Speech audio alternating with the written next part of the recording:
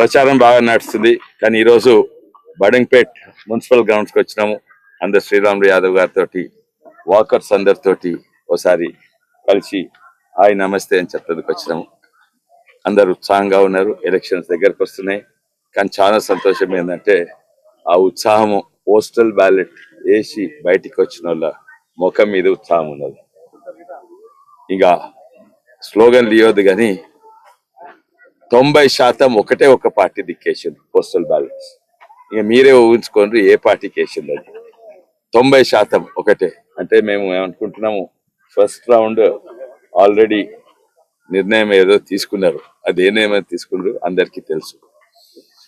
కానీ ఇదే ప్రతి బస్తీలా, ప్రతి కాలనీలా, ప్రతి అపార్ట్మెంట్ కాంప్లెక్స్ ఎక్కడ పోయినా కమలం పువ్వు అంటున్నారు, మోడీ అంటున్నారు.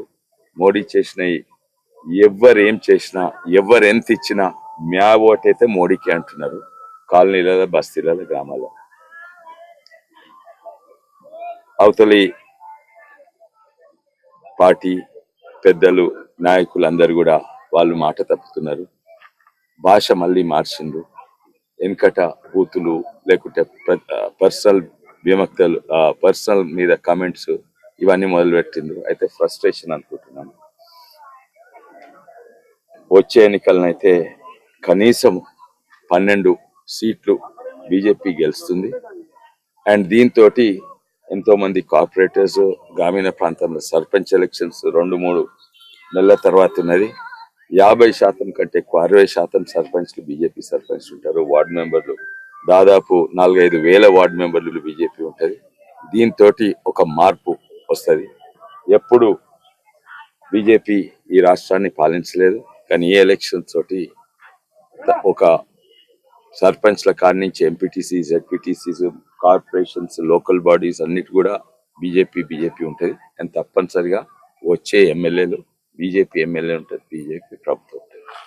ఒకటి రంజిత్ రెడ్డి ప్రధానంగా పదే చేసిన ఒక మాట ఏంటంటే, కొండేశ్వర రెడ్డిని గెలవాలంటే ముందస్తు అనుమతి తీసుకోవాలి, ముందే అనుమతి తీసుకోవాలి, ఇటు కలవడేవని వెళ్ళాడు, పబ్లిక్ లో ఉన్నాడు, ఆయనకు ఎందుకు ఓటేయాలన్నాడు. రంజిత్ రెడ్డి పదే అదే విషయాన్ని ప్రస్తావించిన ప్రతి సమావేశం. నా మీద ఏ బోర్డుతో సరిగా అంటుకోదు, అందుకే పర్సనల్ రిమార్క్స్ చేయాలి. నేనేం చెప్తున్నా, సుబూట్లు ఉన్నాయి. వాడు కోడిగుడ్ల దొంగ, వాడు ఇదేంది కోడి మేత దొంగ, కోడి దాన దొంగ, హనుమాన్ల గుడి పేల్చి పల్లగొట్టిండు. దానికి ఆయనకు చెప్తాందుకు ఏం లేవు. అది వాస్తవం చేసిండు. సుబూట్లు చూపెట్టిన నేను అక్కడికి వచ్చి ఛాలెంజ్ చేయమన్నా, కలుస్తలేడు. నేను ప్రతి గ్రామం, ఏకైక ఎంపీ యావత్ తెలంగాణలో ప్రతి గ్రామం, ప్రతి హ్యామ్లెట్ 3 సార్లు తిరిగిన. ప్రతి సర్పంచ్, ఎంపీటీసీ కడప దాటి లోపల ఛాయన్న నీళ్ళన్న తాగి బయటకు వచ్చిన. ప్రతి సమస్యలు ఆ వ్యక్తి నేను అనుకుంటా ఒక్క గ్రామం తిరగలేదు. మన గ్రామాలకు పోతే ఇప్పుడు వస్తున్నామని ఆయన టూర్ క్యాన్సిల్ చేసుకోవాల్సి వచ్చింది. ఆయన గ్రామాల విజిట్ క్యాన్సిల్ చేసుకోవాల్సి వచ్చింది. అటువంటి పరిస్థితి.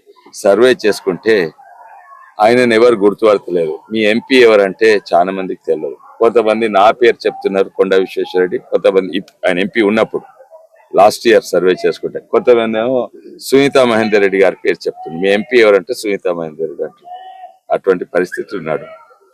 అండ్ నేను ఇంకోటి, నా ఇంటికి గేట్లు ఉండయి. ఆయన ఇంటికి పోయి గేట్లు బంద్ ఉంటాయి, సెక్యూరిటీ గార్డు ఉంటారు. ఎంపీపీ రాజు నాయక్ 8 సార్లు పోతే బయట ఉండి లేదని చెప్పించుకున్నాడు.